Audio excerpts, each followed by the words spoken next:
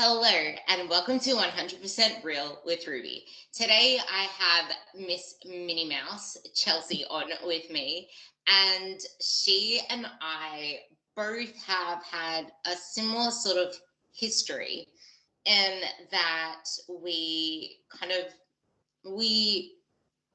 underate, we overtrained, we got ourselves to like a pretty small place, but we never saw the lean physique that we wanted. We never got to that strong definition that everyone that listening to this podcast is most likely wanting. Like, you want to be strong, you want to build muscle, build strength, and feel like you're physically moving towards progress, not just putting in effort without seeing anything yo-yoing around. And something that Chelsea and I were talking about before I clicked record is that people get too comfortable in a dieting. Well, she said in a diet, in a deficit, but I think it's more so people are so comfortable in a dieting mentality because you're in this place where you're scared to eat more, but you're not. There's no such thing as being a chronic dieter, because if you were chronically dieting, you would be emancipated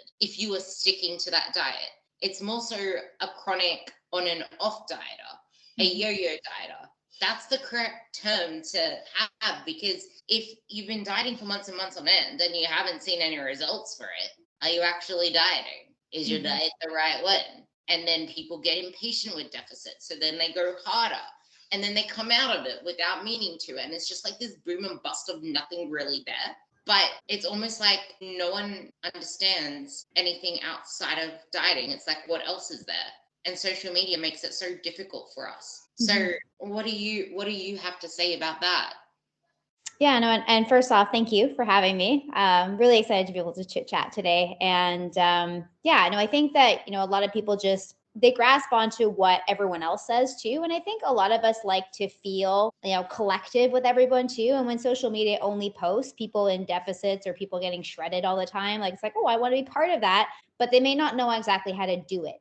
And so, like you said, it's like I go into this like dieting phase that maybe I'm aware or unaware of where I'm doing what I'm doing. But then that becomes too hard. It's like, wait a second, I was not ready for this. I thought this was gonna be fine, and I'm just gonna lose body fat, no problem, and I'm gonna, pop out on the other end with this physique that I wanted. But we miss the main aspect of the physique, like under any body fat that you might need to lose, type of thing, where it's like I didn't have anything there. And so even if someone does lose body fat, one, they've done it maybe in a way that's not sustainable. They haven't built the habits. It's been like a crash aspect.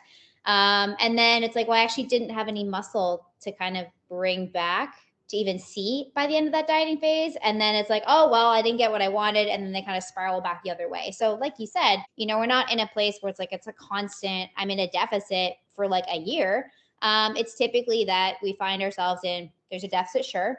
It gets really hard. I haven't created those habits. And then I pop out being like, I'm not getting what I want. And then we swing to the other side of the pendulum, maybe gain it all back, and then say, oh no, I now have to diet again, because that, is what I think I need to do to achieve this lean physique. But people forget that lean and toned is actually muscular, and much more muscular than most people think. Yeah, and people like to play it really safe. Regardless, people just like playing it safe. It's scary to dare yourself to just eat that little bit extra, to go a little bit into a surplus, because, oh no, I'm going to have to diet it off again. What if I gain too much fat? And yeah, we can make so much progress in the higher end of maintenance, but so many people are expecting to see some radical change, this amazing thing at the end of a deficit, when the whole time before that, it's not even that. It's like you mentioned, realistic timing. Maybe you just gave it a 6-month mini build. You're not going to build anything remarkable in 6 months, especially if you played it safe in maintenance. And if you're doing it in the maintenance scheme of things, good luck creating anything meaningful in even 1 year. If you want to do it the lean build way, you're going to have to give it way more than a year, because muscle is the hardest thing to build. It takes time, and it also takes strategic training, which is the most important part of it.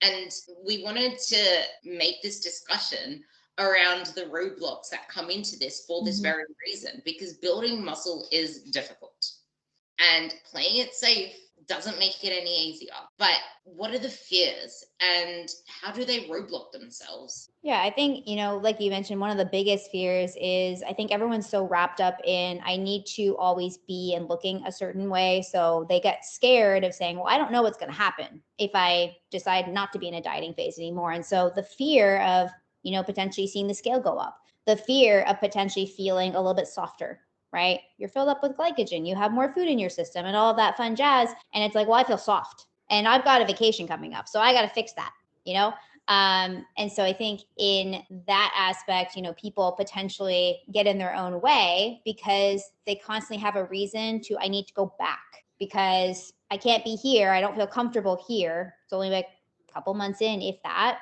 and then they go back. And so we never get enough time consistently where it's like, we don't even have a growth phase here in terms of like a mental growth of being able to push past that, like, initial, I feel a bit uncomfortable. Sit with that for a second. So you can actually overcome it and be able to kind of see something come over time. But I think that scale and that little bit of discomfort that everyone will get a couple months in is typically what roadblocks most people. Then they turn around and go the other way. I don't know. It's like just listening to you say that, I'm just like, it's so funny that we're in this place where if the scale isn't going down, if we're not seeing ourselves shrinking, if there's nothing to like attach ourselves to in that sense, it's almost like nothing's happening. What's the point? Blah, blah, blah. Everything is about just shrinking ourselves, getting smaller. Mm-hmm. Nothing else seems like it's worthwhile. But how is that sustainable? Like, you can't just keep chasing that forever. What's going to be left of that? And it's funny because as I was driving home, there was a car in front of me and there was a sticker on it. And it said, wait, where are you rushing to? You're late for your funeral. And I was like, holy shit, that is so good.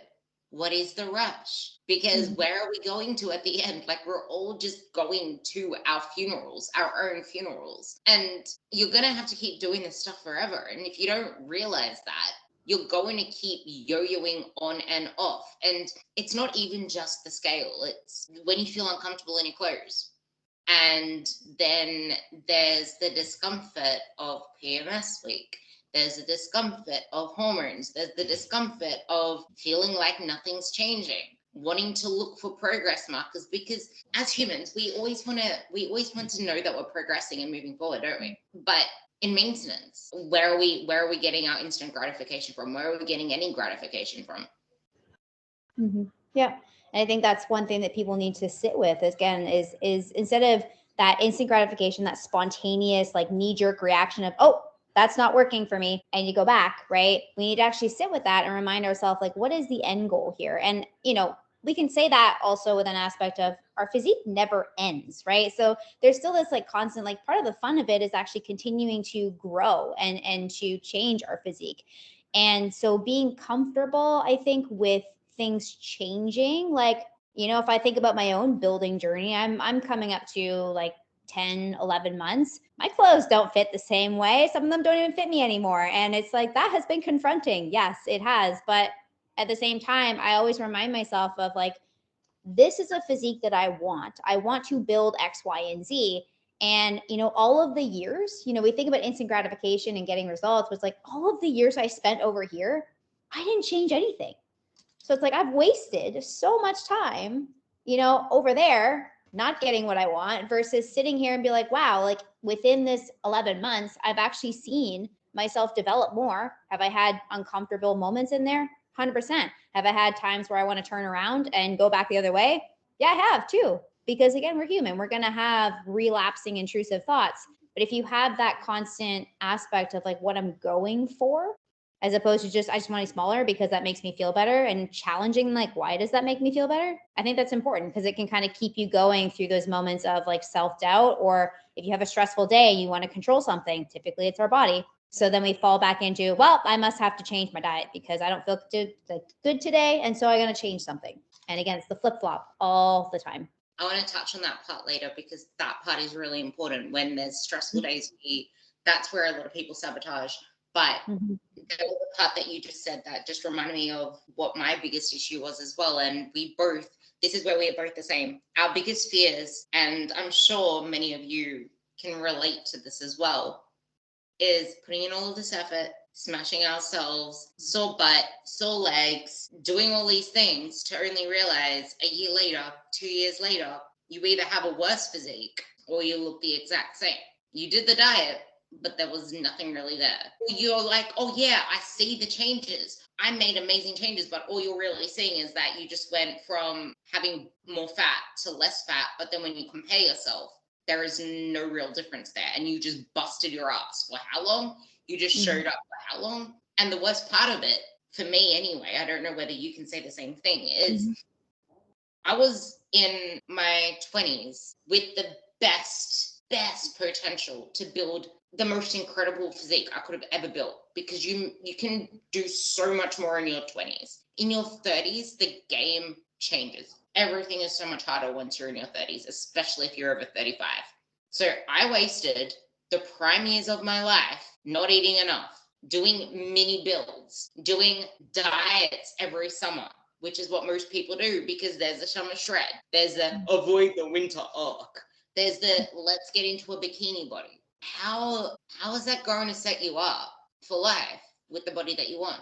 And I think this goes back to the realistic timing. We have this time warp kind of thing where we feel like it's always, we don't have enough time. We need to hurry up. There's not enough time left. We need to do it all now, without realizing that maybe in a few years' time, things can be the best they've ever been if you gave yourself more time. And the more that we try to rush it, the more that we try to diet, the worse your body composition is actually going to be. Yeah, trying to diet constantly will worsen your body composition, because there's fatigue. It's unsustainable. You're going to keep falling off track. You're not in a place to build. You're not in a place to lose fat.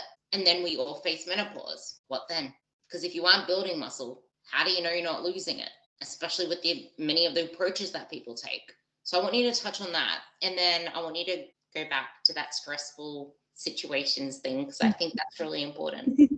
Yeah. So I think, definitely the time factor. We always think that things need to or are supposed to happen like way faster than they are. And I can definitely agree. I think I posted about this like a little while ago, where I'm like, why do I have to have an endpoint either? Where it's like, why is it that, when is this going to end? Because we always, again, have that, dieting apparently can go on forever. Everyone's quote, quote, happy in a dieting phase. Yet if you're building, it's like, okay, well, how long do I have to build for? It's like, why does it have to be something you want to get rid of? And I can also understand here where it's like, what are we in such a rush for, right? I can enjoy this process if I actually just not have a timeline on it. But from an aspect of even the other coin of, well, how long does it actually take to build some significant tissue once you've actually mastered like training appropriately, have your food intake at an appropriate amount for a consistent amount of time? Like, yeah, people who say I built for 4 months. I'm like, have we actually built anything in 4 months? And I think it's just people don't realize, they underestimate grossly how much time it takes to actually build muscle, and to have enough food to do so. And just a lot of people don't make it. And this is why there's not a lot of people who walk around with a lot of decent muscle mass on them, is because no one actually reached the point that they needed to. We turn back around, right? As soon as you said that, I just, wow. And people are so scared of getting bulky. And it's like, oh, look around you though. Yeah. Are they really? I think most people have a lot more body fat than they do muscle, or they just significantly under muscled with mediocre body fat. Yeah. And it's like, you have to look at the social media that maybe we're putting ourselves in, where maybe there's a lot of bodybuilders around us from a social media perspective, but like actually take a walk outside. Do we see people who are like, Hercules wandering around? No, not at all. And so when people worry about getting that bulkiness, like, be lucky if you put on a couple pounds of muscle in like 6 months, 8 months, right? You'll be lucky. And I'm pretty sure like 3 pounds of lean body mass is not going to make anyone bulky, Yeah, it's funny, because if you look at the people online that have the body that you want, if it isn't photoshopped, if they haven't got a BBL, if they haven't got themselves onto illegal steroids, I'm pretty sure that they've been doing what they've been doing for a really freaking long time, or they get paid for it, or actually it's those, or they get paid for it, or they've been doing it for a really freaking long time. And those people spend most of their time not dieting, because if you spent most of your life dieting, you will not have appreciable muscle mass. You said it, like, people vastly underestimate how long it takes to build muscle. 6 months isn't enough. 12 months isn't even enough for most people. And if you're in maintenance, like we said, think 2-3 years. Going between maintenance and slight surplus. Like, you don't need to park yourself into a surplus. And the reason that most people get bulky is because they think that just eating more is enough to build the body, when we already know that training is the stimulus for this. And then you just need to make sure that you're eating enough in a slight surplus to help that. And you don't need to stay in the surplus. You can go in between surplus and maintenance. But as you build muscle, your maintenance slightly increases as well. Yeah, and I think also just, like you said, like we need both. The training stimulus is really what allows you to grow muscle. The food helps you to recover, type of thing. But it's funny, like thinking back to for myself, like I have actually never dieted intentionally in my life. I had an eating disorder when I was a teenager, which was not an intentional diet, didn't really pan out that way in my brain. But I think, I was training probably for a solid like 5 to 8 years. Every single day, I would wipe the floor with myself. Like I trained hard.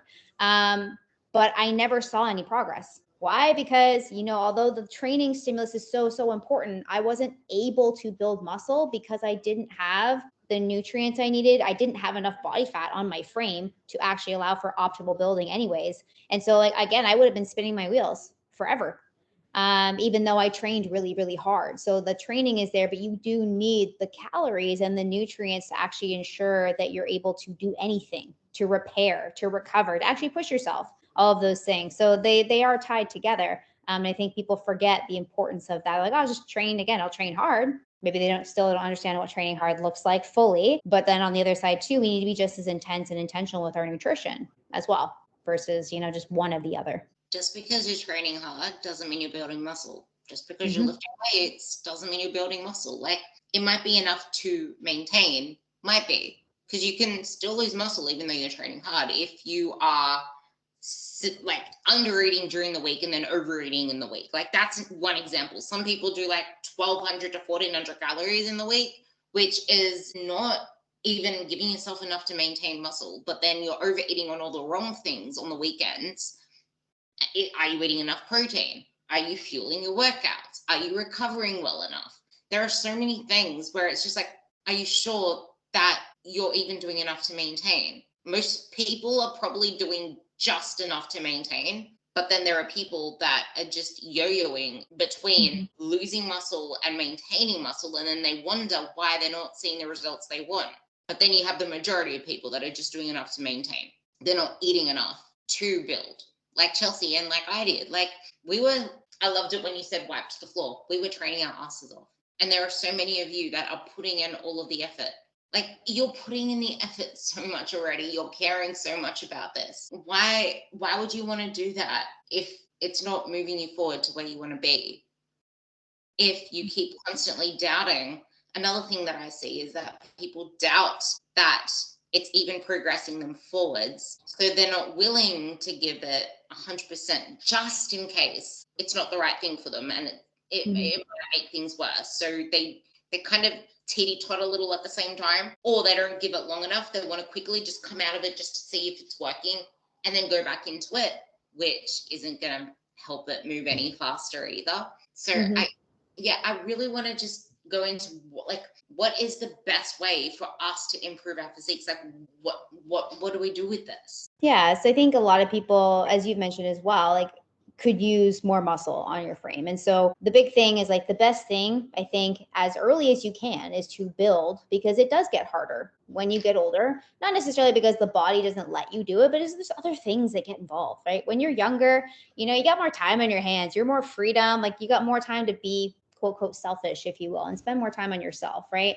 Versus kind of having other people, families, etc., all involved there. But I think in general, like taking time to actually like build muscle. And again, even if someone just stays out of the dieting realm and just like fuels themselves appropriately and learns how to do that, I think is so important. Like just, understanding that your body is an aspect of you being aware and respecting yourself as to like, what does my body need so it can actually progress.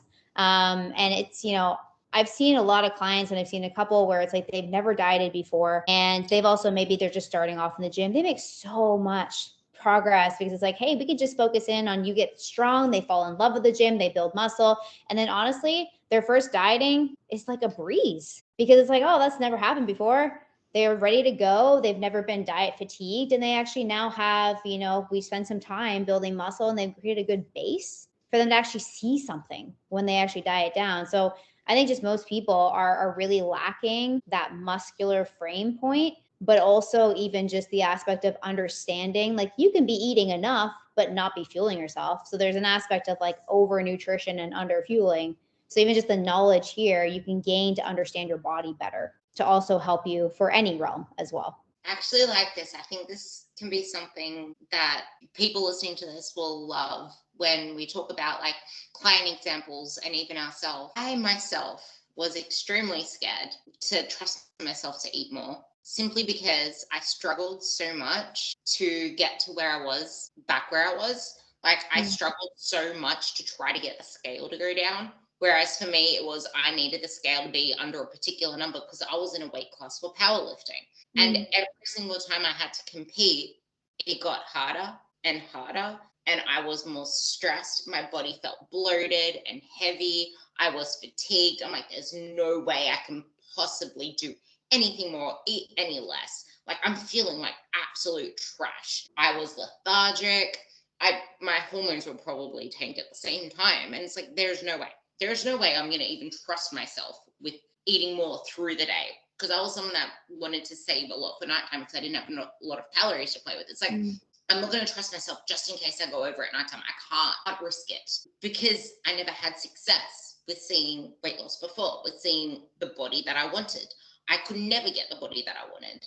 And it's funny because I had the body that I wanted 2 years prior to that, but I never saw it either because you don't see yourself as you are. Like, when I competed on stage, my physique was amazing for one of the comps, but then I just kept doing mini builds and more diets. And after each diet, obviously, I just kept losing more muscle. And that's the thing. That's what most people do. They don't give themselves enough time. And the more that you keep going into a diet, when you're in a deficit, you're not building muscle. You're losing muscle if you're not doing anything smart to maintain it.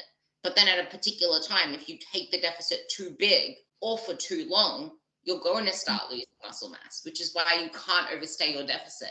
And it's why chronic dieting doesn't exist. It's chronic yo-yo dieting. It's chronic body decomposition, as Brandon also calls it. But I was scared of it.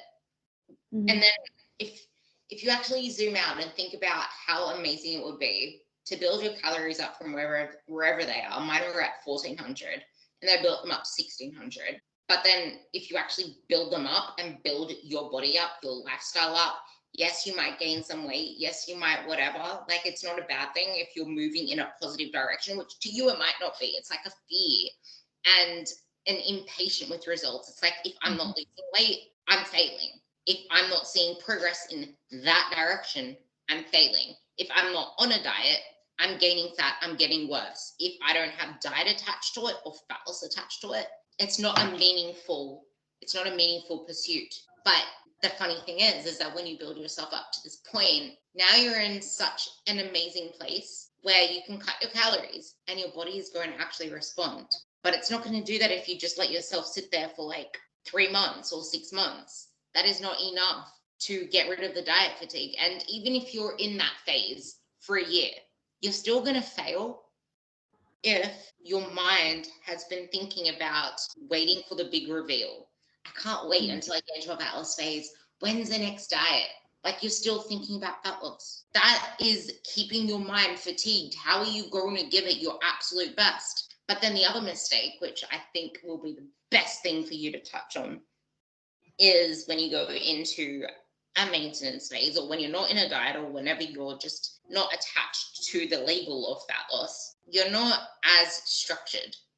Everything goes out the window. And I know that you love this topic, because then what? When you go into a fat loss phase, those sneaky habits are going to come in again. Oh no, I'm struggling. I'm still snacking on the chocolates at night. I'm letting too many treats in. I'm doing this, I'm doing that. I can't stop the alcohol, whatever it is, those habits. You didn't use probably the most beneficial time to develop the habits for a successful fat loss phase. And I know that Jeremiah spoke about this on my podcast with him as well. Maintenance is the best place for you to build all the habits, the mindset, the skills to have your best fat loss phase ever. And my favorite topic is when you start out in maintenance and getting rid of the diet fatigue for at least 6 months, 12 months. Mm-hmm. You have the best potential to build up your training volume, your training skills. The more that your training capacity increases, the easier fat loss is going to be. Even though we don't chase calories burnt in fat loss, in training, the more that you can lift in a particular period of time, because now you're deadlifting like 80, 100 kilos or 200 pounds, 160 pounds for 12 reps versus before it was just like 60 pounds, 30 kilos. That is a lot more training volume. That is going to stimulate the muscle, to keep the muscle, to grow the muscle, to give you that lean physique while you're in dieting. Whereas before, it was just like playground stuff in the gym. And that's not doing enough to stimulate the muscle for leanness. Mm-hmm. Yeah. So I think you're totally right. Where in terms of like the habits, maintenance is a great time to do that because you're now automatically in a place of abundance. And I always try to keep a place of abundance no matter where you're at. But especially like as a dietitian, like it's my job to teach habits. And that's what I spend a lot of time with like my clients in private practice with, because they're typically coming out from potentially they don't feel structured, they don't feel organized, they want to kind of build off of those. And the thing is that, and I know Brandon says this well, where it's like, there's a dimmer, right? Where it's like your habits stay the same. It doesn't matter what phase you're in. Those habits act as like your structure. And honestly, structure gives you freedom in the sense of, we're not thinking like, should I do this? Should I do that? What am I doing? Am I winging it? Like that's chaotic. And that actually creates fear. It creates anxiety. And so, those habits act as your anchors. Am I hitting movement? Am I hitting steps during a day? Am I, ensuring that I hit all my training sessions and I go in with full intention to train hard? Am I hitting my macros, right? Again, regardless, whether you're in a deficit, whether you're in maintenance, whether you're in, a surplus, whatever the case is, we should still be on track of those things and be aware of them. Because you're right, when it's like when things get a little bit different, you may start to feel a little bit out of place, a little bit more stressed, and you're going to lean onto the habits that you have.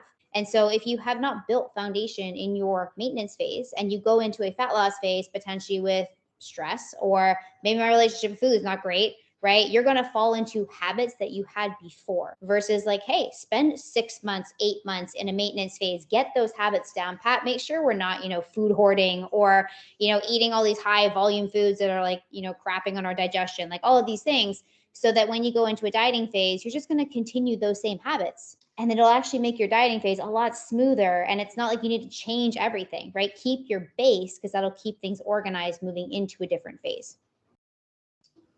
We both know and have preached on both our pages that people don't see maintenance as the best progress that you can make.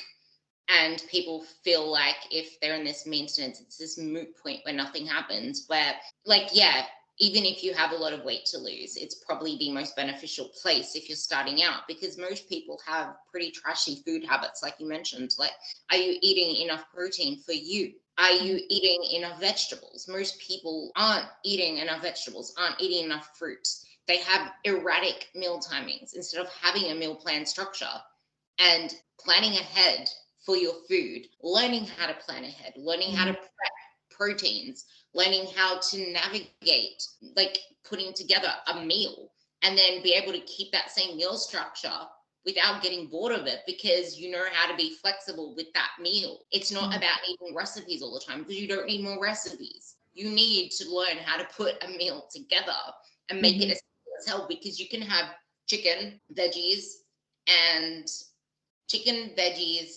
carbs. Let's just say that. That's protein, color, carb. Ways that you can make that. Chicken, air fry it. Veggies, boil it. This is the boring basics. And then probably have some rice there. Cool, that's a bro meal. How can we make it more fun? Okay, the carb. Let's throw some noodles into a pan or a wok. Let's throw the chicken into there. Let's throw some frozen veggies into there. Okay, let's add in some soy sauce or some oyster sauce or some some friggin' low fat cream cheese, and you can make it into like a marinara, or just the low fat cream cheese on itself, and then you can chuck in some ham, and now you have a carbonara. Like, it's the same meal, but it's made a different way. Heck, let's change the chicken to some 2%, 5% lean beef. Toss that into a thing that holds food, a tray, that thing, into a tray. And then you can put in some mixed veggies inside of that. You can put in some tomato-based sauce, and then you can put in some mashed potato. There's your carb. Wow, you have a shepherd's pie. No recipes needed. Want to flavor it? Just choose whatever herbs and spices you want. You don't need a recipe to tell you which ones to use. I think honestly, like, that is one of the biggest things that people use as like sabotage. I don't know, when it's just like, my food is boring, I need variety. And it's this need for, and again, maybe something to work through is like this, an emotional attachment to like every meal has to be like 5-star, chef's kiss, whatever. It's like, can we like be okay with, again, having basics here? And I do think that, looking back to our roadblocks, the amount of times I get asked about recipes, it's like, okay, that's cool. Like, I can send you some, but do we even know how to put together a meal first off? Because we wouldn't need recipes if we just had like, hey, I have some structure and some bumpers that I want to get protein, carb, and fat and a veg on that plate. And we can kind of play around. Once they learn, again, what all of those things are, then that makes things relatively simple. But I think, again, it's almost like, in sabotage is something that maybe you don't think about it as getting in your own way, but it is technically getting in your own way because you're making it so complicated. Like, oh, I couldn't do it, so then I just did something else, right? So it's like, well, if we just had things simple and, realize that we don't need to have these like amazing meals all the time because we can still enjoy a basic meal. There are things to work through on the mental side, which again can be made and done in maintenance as well, is to really understand when you're away from dieting where everything has to be super hyper palatable, where like we can actually work on simple is okay, and simple gets my life going and hits my goals, all of those things. So I don't know, I can't remember if I actually turned this into a post or not, but something that just reminded me of is this very thing. Results can't be measured in the moment because they're always going to be very, very delayed. Like, physique changes are the most delayed form of progress. And so many people, I think it's ridiculous when people do photo comparisons week to week. Like, why? You're not going to see changes week to week. Shit does not happen that fast. It just doesn't. And even month to month, it won't happen that fast. And we expect to see these massive changes. It's like you can't measure it in the moment. But the things you are doing right now, like, instead of worrying about why aren't I there yet, or I'm not making progress, or I'm so far from where I want to be. Okay, cool. Let's reframe it. What are you actually doing now to ensure that X, Y, Z is going to happen? What is sabotaging you from X, Y, Z happening? And how can we work to break those things down? And I think another thing where self-sabotage comes in is that people don't plan ahead for where they may fail. Mm-hmm. So every single time this situation comes up, they keep falling back into the same cycle. But then when it comes up, it's just like, I'm just going to get back on track tomorrow, instead of trying to figure out, okay, why did this happen? Sit with that discomfort. It's too uncomfortable to sit with that. But what I wrote was, long-term results and outcomes can't be measured in the moment. So we add needless complexity to make us feel like we're doing something. And this is where I think is a really good time to go into that whole stressful day and wanting to control something. Because as soon as we feel like we're out of control of our results, which you literally are, you cannot control the results. You can't control the scale. You can't control how your body changes. But you can control the things that you're doing to ensure your body changes. Kind of like what you said, with people get bored of the meals and I need variety. People do the same thing with their training. Like, what sort of things are you doing now? What mindsets do you have now that are stopping you from getting that result? Because wanting the result isn't going to give it to you. Adding needless complexity isn't going to give it to you. And I think the biggest form of self-sabotage is how easy it is. Well, it's not easy, it's hard, but once it's simple. It's simple in nature. And like you said, it's like people struggle with like, well, can I just have that I'm only doing X, Y, and Z every day and that's it? It's like, wait a second, like I need to like have something else that it's making it more complicated. It's like, no, it doesn't need to be like that. People feel uncomfortable in like simplicity. Why does everything have to be so complicated? Why have things have to be so extreme? Like, this is why we, diets like the keto and the carnivore, all of these like thrive, because it's like we want to latch on to something that sounds cool. You know, they always say in social media, like, you know, the unsexiest thing is like just the basics. The basics work if you do it, but people are like, no, that's boring. That's not flashy. So I just don't feel like it. Yeah, and then there's people that are like, there's so much to do, there's so much to think about. I'm overwhelmed by all this stuff. But then as soon as you get them to actually list out what they're overwhelmed by and all the things they have to do, they realize there's actually not all that much. It's just that it was all in your head and you never wrote it down. And a lot of those things aren't really priorities and you're just trying to overcomplicate the matter. I think something that Ali Abdul said that stuck with me, because I listen and read so many things don't stick, but something that he is, how can you make this easier? If something feels hard, just ask yourself, what would it look like if it was easier? And why do you have to make it more complicated right now? Like, I had a client, bring in some of your client examples as well. I will go back to that easy thing. I had a client who, actually, no, this is exactly what I want to say. So I'm going to relate them together. Where I said it was easy, it's like, it's easy once you realize that all you have to do is the basics. And by that, we mean it's easy at first. But then it gets really freaking hard because you have to keep doing the same things over and over again. So then it gets really complicated. Well, not complicated, but it gets hard, but it's still very simple in nature. And it feels like you're cheating. It feels like I'm not doing anything. I'm not progressing. We equate progress with working hard. We equate, like, it's kind of like going into the business coach realm, just because I made the analogy when I don't know whether you can relate to. I hope you're taking notes because that's like two different things. But anyway, it's almost like there's this. Okay, I'm going to go back to the coaching later. But you know that parable, whatever it's called, where there's this guy that has this ship and the ship is sinking. Everything's going wrong. He calls in all of these different specialists and professionals, and then he decides to finally call this guy that he knows is the right person, aka getting a coach, but anyway, this thing, and then calls this person that they know is going to get the right job. And here, like, the ship captain only hesitated because the cost of this guy, it's like trying to do all the little cheap things, getting all these, like, when you try to do the cheap stuff and it just makes things more complicated, or maybe it doesn't work because it ended up being, my mom ordered a side cabinet for my bed. Do you want to know what it was? It was a freaking toy. Like, it was a toy cabinet, but she bought it because it was so cheap. She's like, oh, that's a cheap side table. It was a toy, and it was made out of like cheap ass cardboard, and you can't fit anything in it. Just hilarious. But that's kind of the point. It's like, instead of spending money on the real thing, you try to get like all these little cheap things, and it just doesn't do the job. But anyway, and then they called the professional, and the professional came in, took a look, and then just meddled with a little wire, and then another thing over here. It took about 2 minutes, whereas everyone else was just like in for quite a long time. And then they're like, okay, cool, write us the bill and then we'll pay it.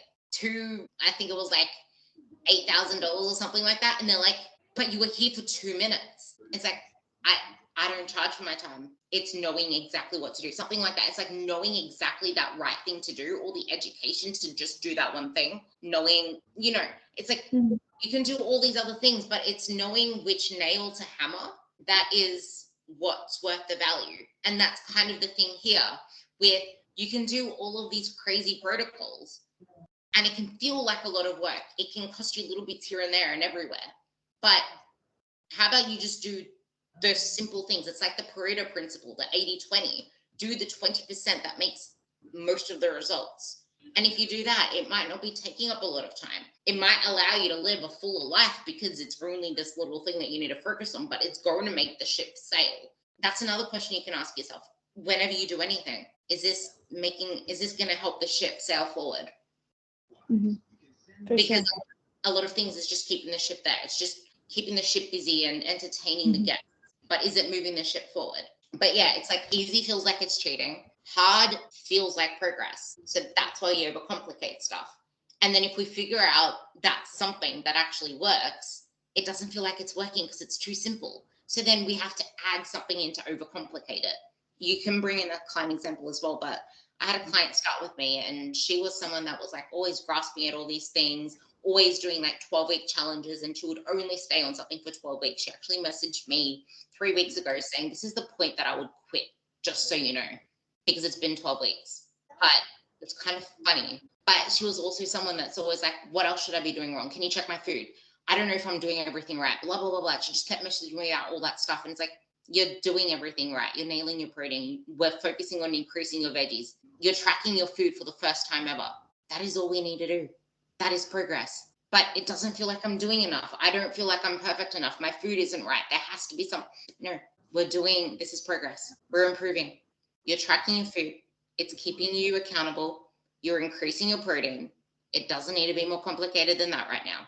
We just need to keep up on the consistency and keep working on how we can increase your veggies. How about you? What else do you have to add to that? Yeah. And I like the whole aspect of we tend to like flashy things in general. And, even kind of coming in, like us kind of giving client examples, even like our examples of ourselves, like this is also where like a coach can also be that like objective eye to be like, okay, we need to stay in our lane. And also, coming back even to the stress piece where like, if I can give myself an example of like, I have always been someone who's wanted to have a lot of control. And throughout my kind of health history, which has been up and down, I think I got in my own way a lot of the times because I kept going back to, it must be like my food was what I was good at controlling. My training was what I was good at controlling. And I needed someone else to just be like, we just need to move you out of your box and you realize that you're using that as a way of getting away from your actual result that you want. With the whole, like, if I felt stress, I would think that my food is wrong and I need to change that. Or if, something else popped up that felt abnormal in my body, I would get triggered and be like, okay, cool. It must be my food. My food's doing something wrong to me. And so I'm going to pull back. So it's like this constant aspect. And that's why I think it is really important if someone is kind of going back and forth, or they do, as I call it, blue jay syndrome, where it's like, oh, do this and do that and do this and do that. I think it is really important to like have someone who's going to be like, no, we don't need to do that because this is the goal you're looking for. Keep bringing you back to the goal. And I think that's what we can actually do to mitigate someone with blue jay syndrome, is saying, how is that going to get to this? You tell me. And when they can't give you an answer necessarily, it's like, oh, and then they kind of stick back to the other, like the more simple, again, the simple, boring things, if you will, that actually will get them where they need to be. And it's just that they're not patient enough. Questions do you ask? Because this kind of goes into the biggest setback is honestly patience. And it's funny, whenever I put up stories on my Instagram, people always respond to the patience ones. Mm-hmm. Always, it's patience. It's patience. Like I would admit I'm the most impatient person in the world. But this process has taught me to be patiently impatient, because mm-hmm. I can't rush the process. Like I physically cannot control the speed that it goes, because what happens when you try to control the speed? If you try to force fat loss faster, you're going to lose muscle and you're going to lose your wheels at some point. If you mm-hmm. try to force muscle building faster, you're going to gain unwanted body fat. And you're going to make the process worse because you're not going to stay building for long enough. Mm-hmm. That's where a lot of people go wrong as well. They force it so fast, they gain unwanted body fat, and then they cut the building phase short. Nothing is going to be built in 3 months. Nothing is going to be built in 6 months. You need to give it time. On our note that we had, where can we shift our focus? And what other questions do you ask? Because I loved that question. Like, mm-hmm. is this moving the ship forward? Is this going to get us to here? How? Mm-hmm. Because you said it seems like it's never ending. So you may not give it your all. So you're not going to see the potential. Yeah. And I think, we can also see the journey as like, if it's never ending, that can be very empowering and cool to say, like, I just continue to transform my body. But the way people look at it sometimes is like, oh, I don't like that. Right. And that's a mindset shift that we can definitely make.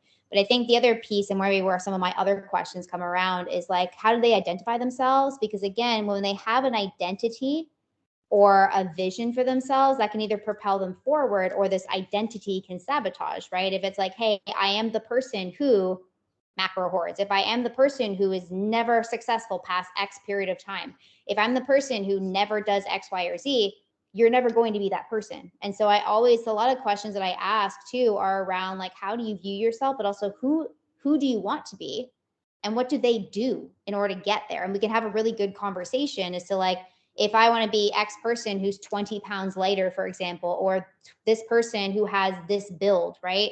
It's like, what actions do they do to get that? And if, it's a really great dialogue to open up, because it not only gives us like, hey, the client is telling me what they know they need to do to get there. It's like, okay, cool. Now let's hold you to that. It's going to take X amount of time for that person to get that. And, when we feel impatient, remind yourself and literally affirm yourself in the morning. I am the person becoming this person. And so it doesn't matter if I feel uncomfortable or a sense of doubt in this moment. I'm going to continue with that vision that I have. But then again, with the identity piece, I can pull myself in once again. I held myself with a lot of self-limiting beliefs that did not allow me to change. I thought after my Crohn's flare up, I'm like, I can't eat more. It's not possible. Like my digestion cannot handle more food. And I roadblocked myself. But starting off with Brandon, I've managed to like way overtake that from what I thought was even possible. I also identified myself way in the past as, I had to have abs. That was just who I was. I was always known as like ab person or ab girl or whatever the case is. So like I couldn't possibly lose that, or else who would I be? So there's a lot of things around like the identity and the identity shift that needs to happen, I think, to break you into a space to actually transform yourself as well. Thanks for reminding me. When I was in my competing phase, I was scared. And straight off stage, I felt like I was fat, which we already know how lean you are off stage. But I was scared of letting go of that. And I was scared of letting myself go into a build because I was getting, this is where people get screwed up. I was getting so many compliments on how lean I was, my striations, how amazing it was that I was able to like lift this shit and still look so lean. Like all the compliments. I didn't want to let that go. But this is my identity. This is what I'm showing. You need to detach your worth from that. You need to detach from the compliments. Like, who are you doing this for? Those compliments stop serving you. They will celebrate you when you're there. But then if you get so attached to staying so lean, that is when your body, like I said at the beginning, if you keep trying to stay lean or diet or be in that phase, this isn't just being at your absolute leanest. This can be just you being average and doing the same diet habits, because you're not going, like if you're eating under 1600 calories, you're not eating your maintenance calories. Like that isn't your maintenance. That's your diet calories. You should not be living on 1600 calories. Or your lifestyle needs to be improved, because unless you're sitting on your ass and you're 5'1", 1600 calories is not your maintenance calories. If you want to build a lean physique, you would be eating around the 1800 mark at least. Like that is most people, literally. The people that we coach anyway, the people that are listening to this podcast.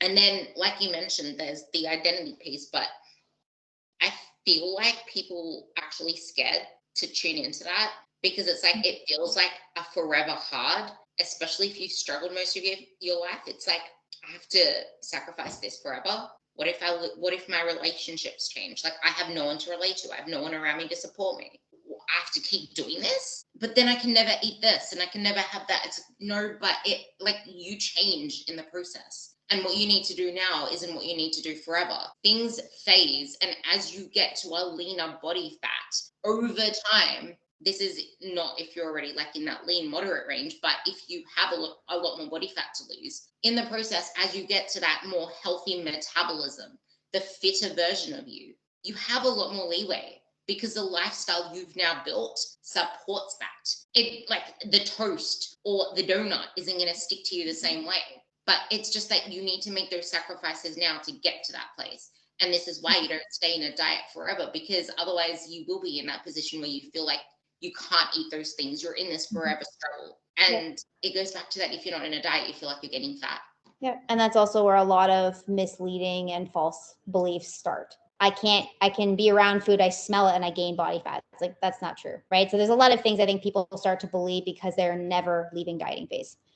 They believe they're broken. They believe they can never lose body fat. They believe that I can't eat food like a normal person. It's like, I'm sorry, like we are special flowers, but we're not, completely different than just natural, human beings with metabolisms, all those things. I think a lot of people start to then kind of create narratives where it's like, again, I am broken. I am unlike other human beings, where it's like, no, we just need to actually come out of phase of constant restriction to actually show you that your body is very normal.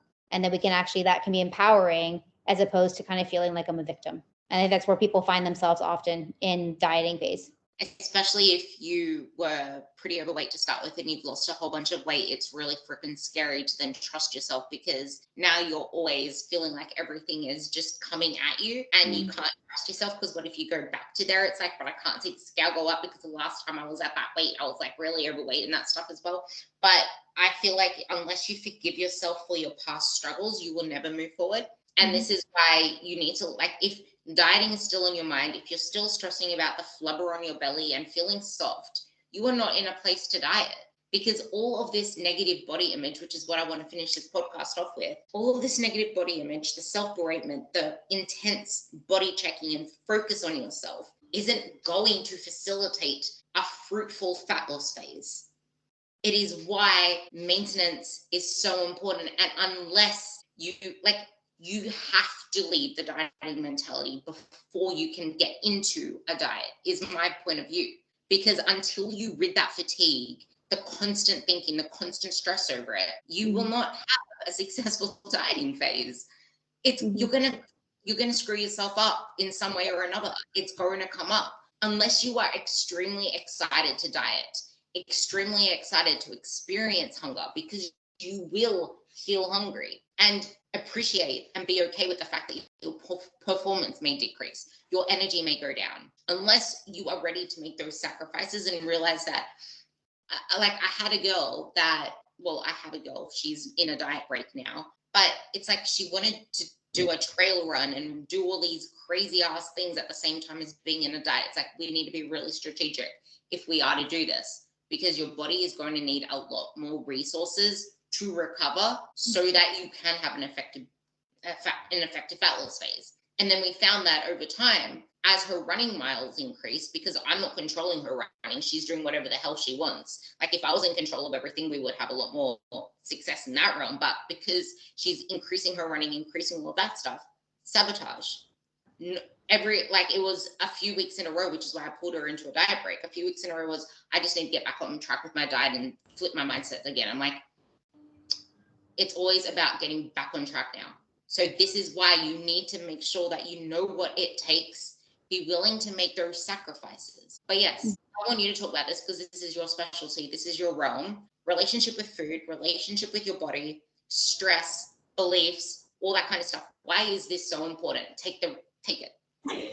Yeah, no, and I can piggyback off of that. And I think it's, again, it comes back to even the habits, right? Because the way we think is a habit. Our mindset is a habit to a degree. Again, we're in control of cultivating that and making it into a place of abundance. And I think the problem is when people jump into diets too quickly, when they're not fully mentally ready for it, is that they take all of the scarcity and the fear mindset into the dieting phase. And unfortunately, you have less wiggle room in the dieting phase. And so this is where those troublesome struggle behaviors happen, where like, oh my gosh, I'm afraid, I'm hungry, which means I'm going to start to hoard. Oh no, I'm hungry, which means I'm going to start to volume eat. Oh no, I'm hungry. And like all of these things start to happen where it's like, okay, if we actually have a positive abundance relationship with food, number one, we're going to a dieting phase not assuming we're going to be hungry right off the bat.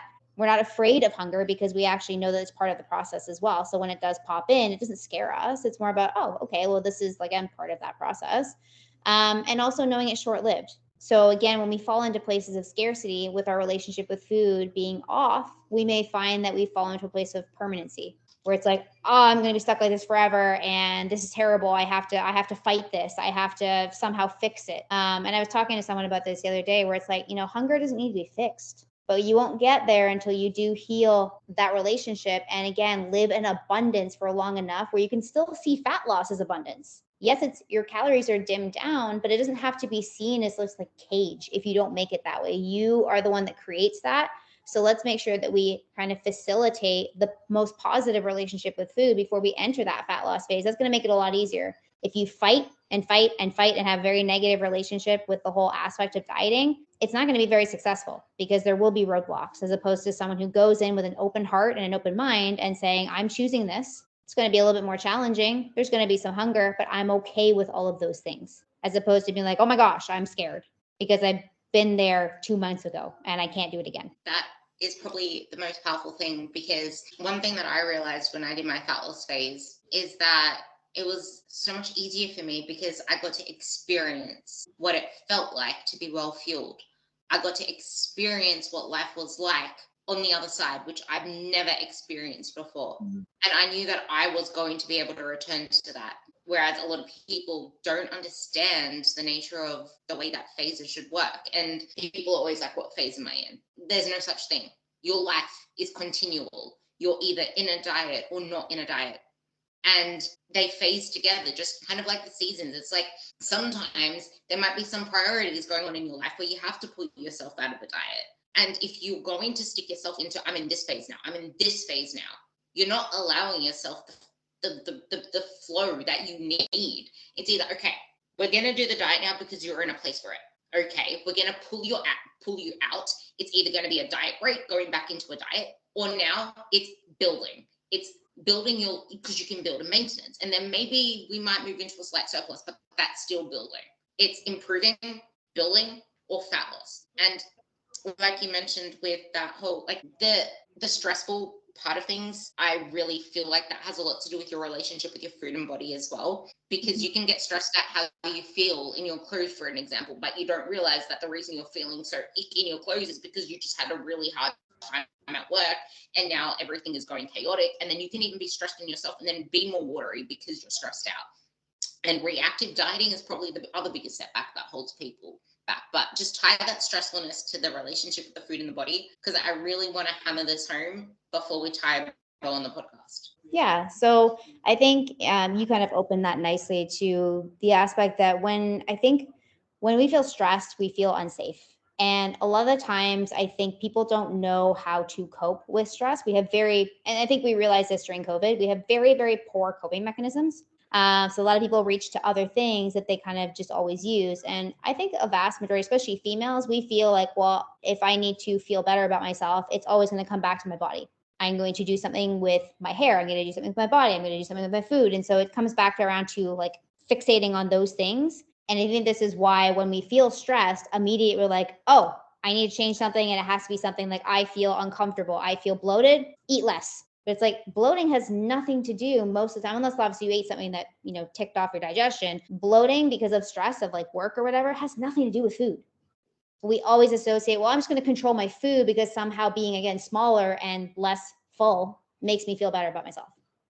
And in reality, it didn't fix anything. So I think when people are more aware that their environmental context influences how you feel about yourself, and then understanding that we sometimes, again, associate with feeling better always with being smaller, they could recognize some of those, like, again, kind of like disordered patterns of constantly maybe restricting when they've had like a bad emotional moment. So we want to kind of separate those two things out. Yeah, it's funny because we want fat loss so much, but people are truly afraid to change what they're doing so they can actually see the results they want. Mm-hmm. Is there anything else that you want to tie this up with? Any lasting messages? And then we'll talk about the Instagram after that part.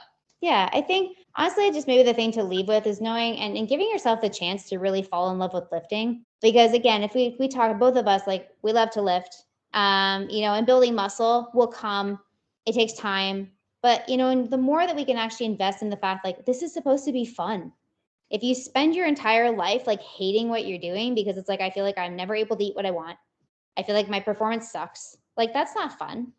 And so there should be an aspect of like, I actually enjoy this, so I don't know, just giving yourself and cultivating that aspect of saying, like, this is something I do for myself that's really all about me, about no one else. That can actually make this a lot easier. I don't know. I just like, I love it. And I don't know how you feel in terms of like with your clients, but like someone says like, hey, I never used to like the gym as I do now, or you helped me fall in love with the gym again because it allowed me to progress forward and make so much more results. That's like the best message I can ever get. And to kind of stick with the theme of the podcast, you enjoy your lifting, you train harder, you're going to build more muscle, and you will get the physique that you want, basically. I'm just going to add a little bit more in there. I was going to tie it up, but it's funny because everything you just said is what I put into my story the other day. My clients, when they are so intentional in wanting to improve their lifts, like the questions that I get on, what do you mean by this? What do you mean by that? Can you show me a photo on what you mean by leaning forward on the leg curl? Can you upload a video on this? Like, as soon as they put so much more of that energy into improving their lifting, into how they can make exercises better, into asking whether they should increase the weight, like they show the video. I can't tell you whether to increase the weight or not if you're not going to upload a video. But once, like, filming lifts, because I can't give context or help with anything without videos. But once you put so much more energy and focus into lifting, like, you don't even think about fat loss anymore. You don't think about any of that stuff. But then along the way, you're like, is that a hamstring I'm seeing? Look at my arms. It's like, because you're doing the actions. You can't control the results.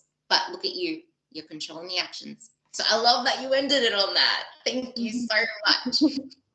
You can find Chelsea at dietitian_Chelsea_. It'll be underneath the podcast description, so you'll be able to see it there. Is there anything else that you want to mention, or a particular post that you want to mention? I mean, I think there's like lots of different ones. I try to focus on a lot of different things on my page, but at the same time, I just want to again appreciate you for inviting me on and having a great conversation about just again what we love to preach to everyone, which is just loving to lift and taking full empowerment of your physique changes, if you would so desire. Thank you for coming on. And if you guys got anything from this episode, please let us know. If you have any feedback, let me know. I always want to make my podcasts progress and be as good as they can be, just like we progress at the gym. Please give my podcast a 5-star rating, and I will see you on the next episode.